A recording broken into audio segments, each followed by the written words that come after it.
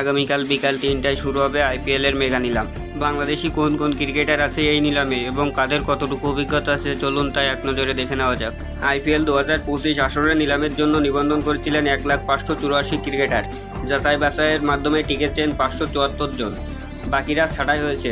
বাংলাদেশ থেকে নিবন্ধন করেছিলেন 13 ক্রিকেটার, তবে চূড়ান্ত নিলামের তালিকা থেকে বাদ পড়েছেন একজন।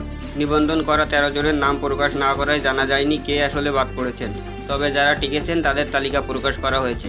আইপিএলের মেগা নিলাম এবার হবে সৌদি আরবের জেদ্দায়। 24 ও 25 নভেম্বর হবে ক্রিকেটার বিগিনির সবচেয়ে বড় এই আয়োজন। এই 2 দিনের মধ্যেই 574 জন ক্রিকেটার নাম উঠবে নিলামে।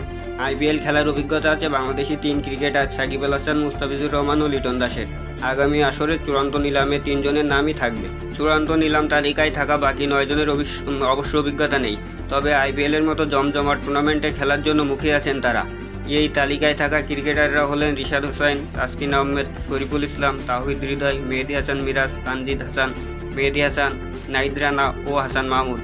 বাংলাদেশিদের মধ্যে আইপিএল খেলায় সবচেয়ে বেশি অভিজ্ঞ হলেন সাকিব। টি20 ফরম্যাটে এই টুর্নামেন্টের 2 ফ্রাঞ্চাইজির হয়ে মোট 9 মৌসুম খেলেছেন বাঁহাতি এই অলরাউন্ডার। 2011 সাল থেকে 2017 সাল পর্যন্ত কলকাতা নাইট রাইডার্সের হয়ে 7 মৌসুম। 2012 ও 2014 সালে কলকাতাকে চ্যাম্পিয়ন করায় ভূমিকা রেখেছেন তিনি। সাকিব বাকি 2 মৌসুম খেলেছেন সানরাইজার্স হায়দ্রাবাদের হয়ে। অন্যদিকে পেসার মুস্তাফিজের আইপিএলের অভিষেক 2016 সালে। 2024 সাল পর্যন্ত মোট 7 মৌসুম খেলেছেন এই বাঁহাতি।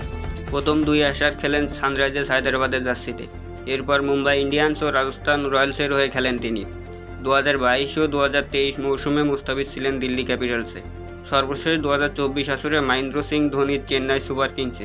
এছাড়া 2023 সালে লিটনকে দলে ভিড়িয়েছেন কলকাতা। শাহরুখ খানের দলে মাত্র 1 ম্যাচ খেলার সুযোগ পান ডানহাতি এই ব্যাটার। এখন পর্যন্ত আইপিএলে এইটুকুই অভিজ্ঞতা লিটনের।